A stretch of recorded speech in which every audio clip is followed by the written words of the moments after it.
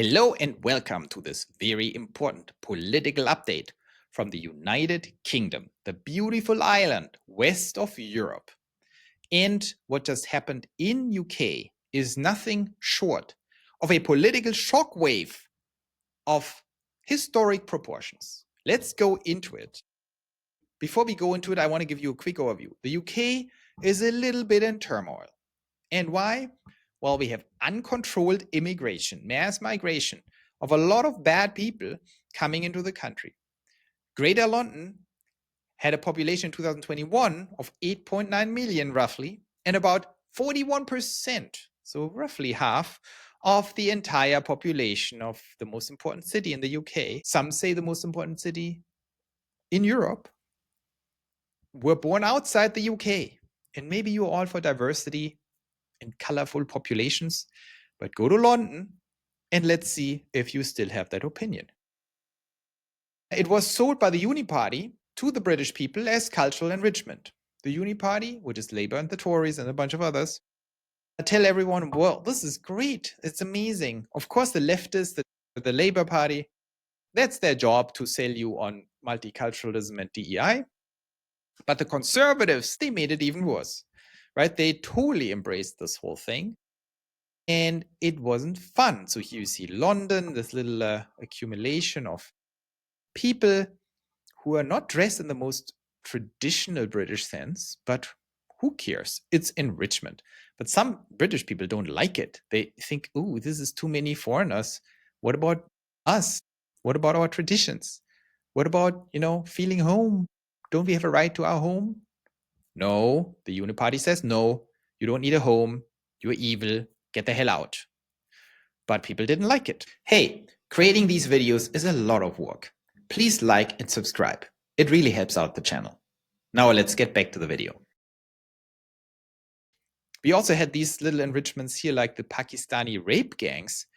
Sorry if I sound bad. R word is very offensive to some, but it's more offensive that it actually happens. So we have to talk about it.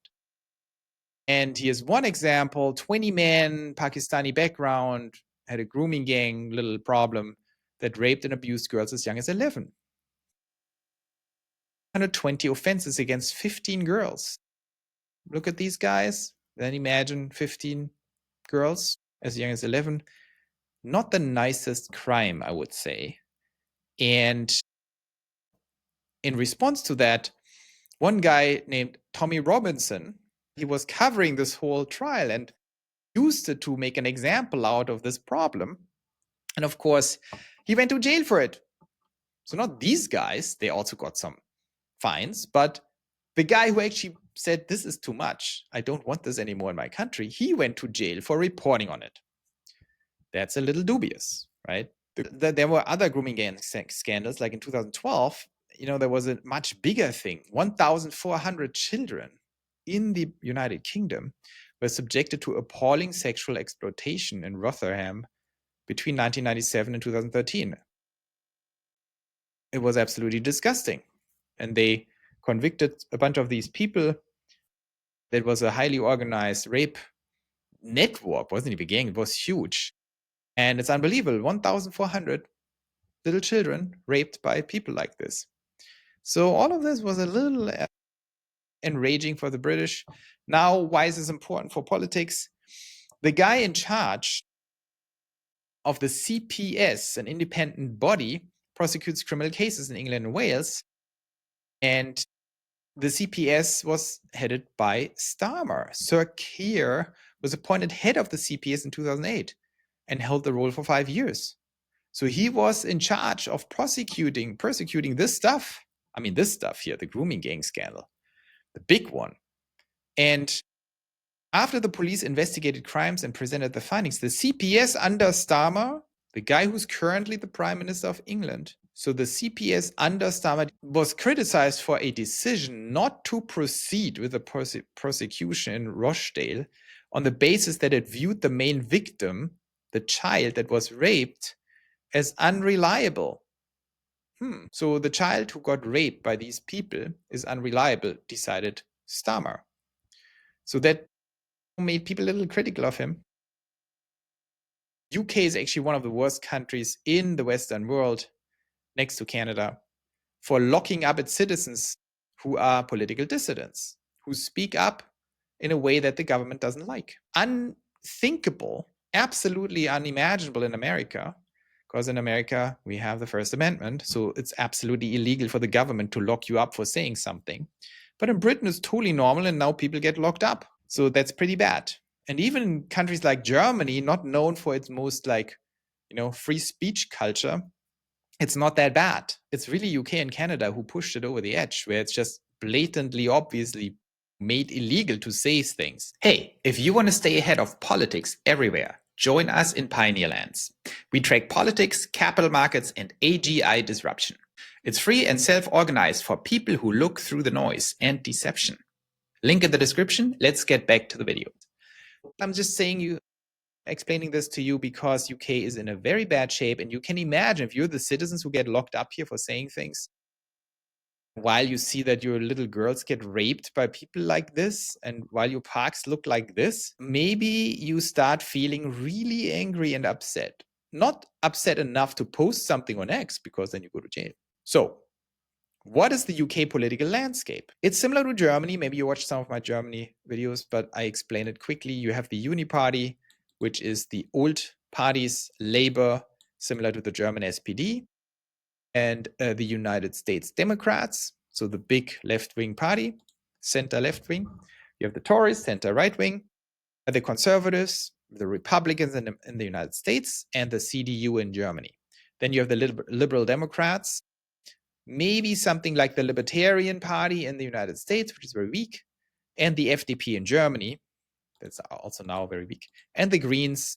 You have a tiny Green Party in the United States, but in Germany, a much bigger Grüne Party.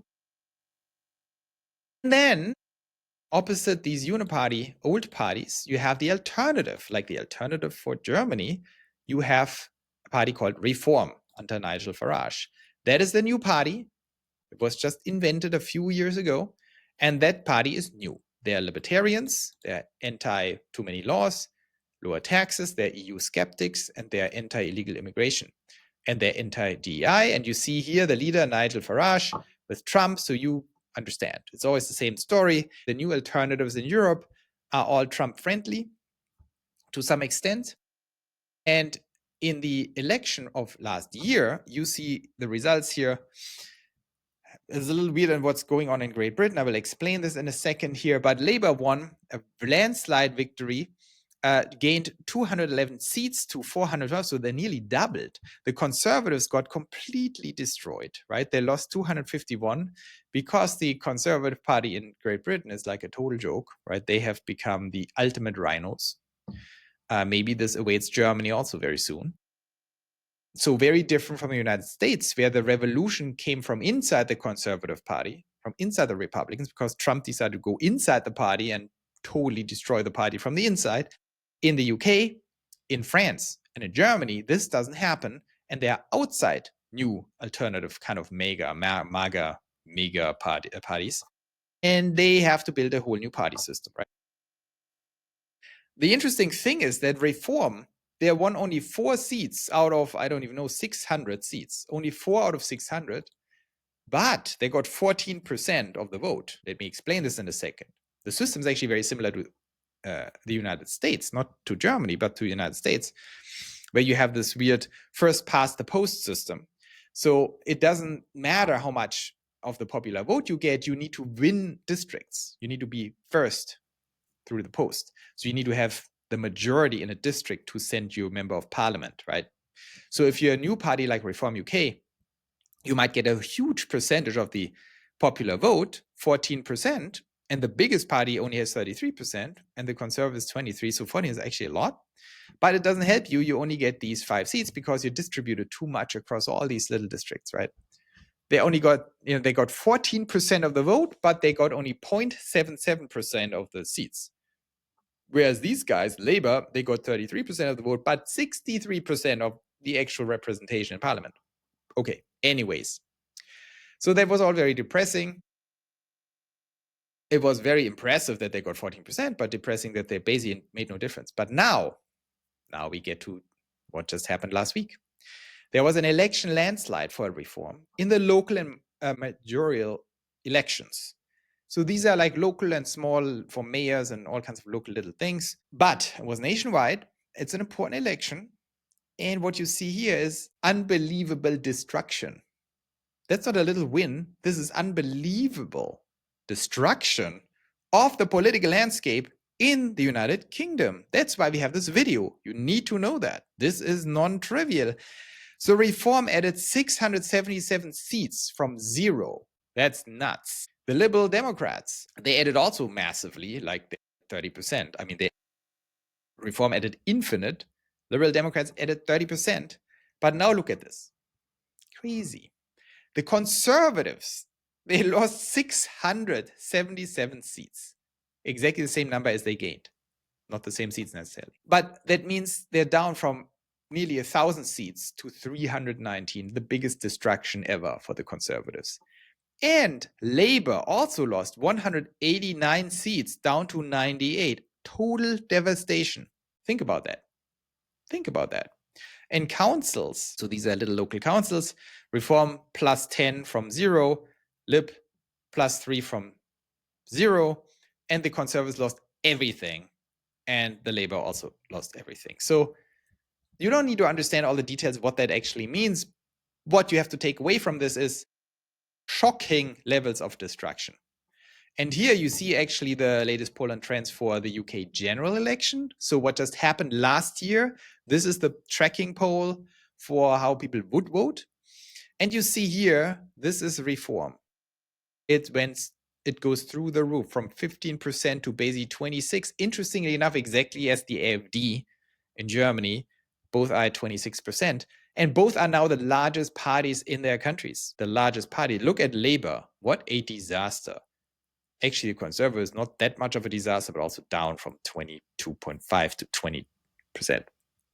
What a disaster. So these two big parties are in total free fall, and Reform is on its way to win. Unfortunately, it takes a long time before the next general election. So what's next? I think this is important to understand what's happening in UK.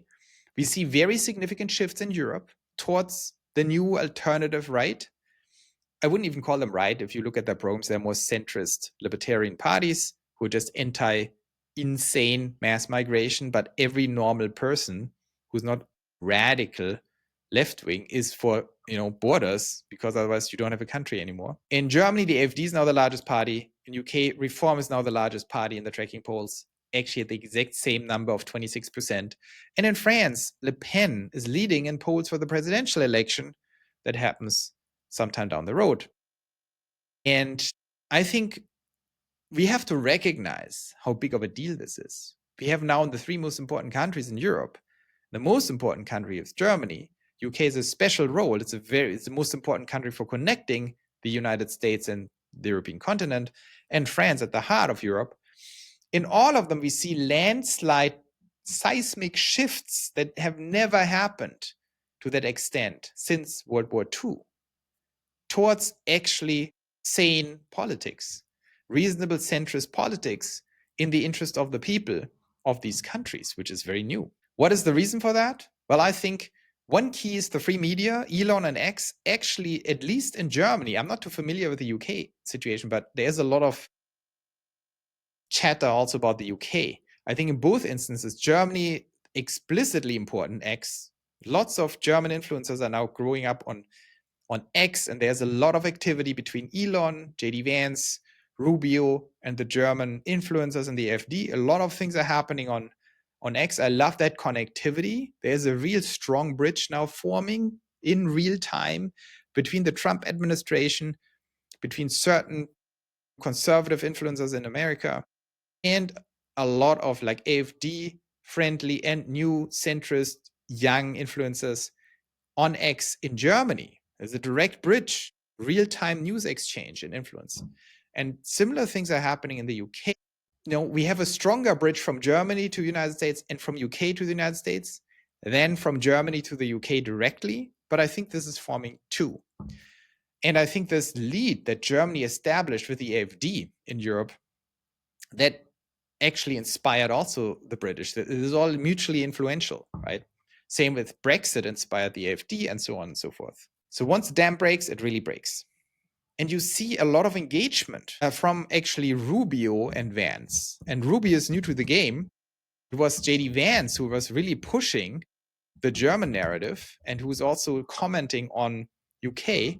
I think for UK, it's more Trump and JD Vance. And for Germany, it's more Rubio and JD Vance. Trump is totally not involved in Germany, but JD Vance is very involved and Rubio is getting involved. I think in the UK, Trump is more involved. So it's very interesting that the Americans pay attention. I think they see a cultural connection and they have a strategic interest in preserving Europe and not seeing completely implode. And all of that comes together and creates this thing. Of course, the Europeans themselves, the great people in Great Britain, the great people in Germany who are standing up against this regime, and in France, they are doing the hard work on the ground. But I think Elon and X are absolutely instrumental for this. And I think the Trump administration is extremely helpful. We see a little bit of a backlash, right? That the uniparties in all these countries get a little desperate and aggressive. So it's very dangerous. It's like a toxic little snake. When you corner it, it gets more aggressive. You have to be very cautious that it doesn't bite you. And it wants to bite very badly. So the Starmer regime, they start jailing people left and right for speaking up and saying things in the UK. It's horrendous. In Germany, they take it to a whole new level now. The crazy people in their spy agency in the Interior Ministry, they are preparing, they're framing the AfD now and called them right-wing extremist party. So this is a government spy agency creating an official report labeling the AfD as extremist and right-wing. So you have to understand, the AfD has now 26% of the popular vote in Germany. It's the largest political party in Germany. And these nut jobs want to make it illegal. I don't think it's going to get there, but let's see. Never know with these people. And if Germany, the government actually decides to make the biggest party in Germany illegal, I think we have a problem, like a serious problem. I think the United States would even intervene. The European Union definitely wouldn't intervene, but the German people might intervene. So this is going to, it's a little dangerous because the people who run these agencies are very dumb and they might make mistakes like this. And then finally in France, you probably heard that, they wanted to jail Le Pen, Marie Le Pen, the front runner for president, the front runner with the most votes. Some insane court decided, oh, let's put her in jail, like what they tried to do with Trump. And that's a little crazy. So in all three countries, you see pretty crazy things happen. Starmer jailing opponents. Germany attempting to make the entire opposition party, the biggest party in the country, illegal. And France, putting the front runner in jail, which failed for now, but they tried. So we have to understand a lot is at stake, and it seems very hard to imagine that they can stem the tide of populism and free speech and people getting very tired of being totally abused and seeing their countries destroyed. But don't underestimate the arrogance and stupidity of European elites. They might just start doing really stupid things that can lead to bad outcomes. So we have to understand that Germany, UK, and France are the core of Europe. They have parallel developments. All these things are interconnected. And that is also why this cannot be stopped, right? You cannot stop it in one country and it happens in the other countries. Like these are three major countries in Europe. I hope the connectivity gets better, especially France is completely left out. They're just isolated there. And I really am hopeful with Germany and the US axis becoming very strong and the UK-US axis becoming very strong. The next step would be connectivity between UK influencers, and we are doing this on Pioneerlands. I'm trying to contribute to this. Go to pioneerlands.net, where we are trying to help people to self-govern, to become a little more independent. It's free, by the way. You don't charge for this. We just provide a community so you can voice your observations and connect to other countries and also share your insights on your own country, from Canada to the United States to UK to Germany to Scandinavia. So we can actually share experiences and work on making these things happen. I saw it firsthand with the German influencers and the Americans, how just individuals can bridge the gap. Naomi Seid, she's a young influencer on X who talks about German politics. And she got in touch with Elon. She's in direct DMs with Elon. And with that, to Trump just totally randomly. Elon liked her, wanted to know her opinion. She started explaining Germany to him. And he then started interfering in German politics in a good way and probably told JD Vance about it. That's how things work. So we try to facilitate that. We need free speech. We need communication. We need to encourage people to seize control of their own countries. No one has the right to take away your country. It is, if they call it a democracy, it is a democracy. And you need to not sit there and take it anymore. You can say, stop it. I have my own rights. I have a right as a voter, as a citizen. I have the right to talk to other voters and citizens to voice my concerns. We have the rights to organize and the rights to take our country back through democratic means. That includes media and free speech. And if a government tries to jail me for free speech, bad things should happen to that government, if necessary, with the help of the United States or the help of other citizens. So I can only encourage you doing this. And, the only remaining chance, I think, of the Uni Party to turn this around in all these countries is to try to shut down our free speech by attacking X and alternative media. So we have to always watch out for that. That is the weak spot.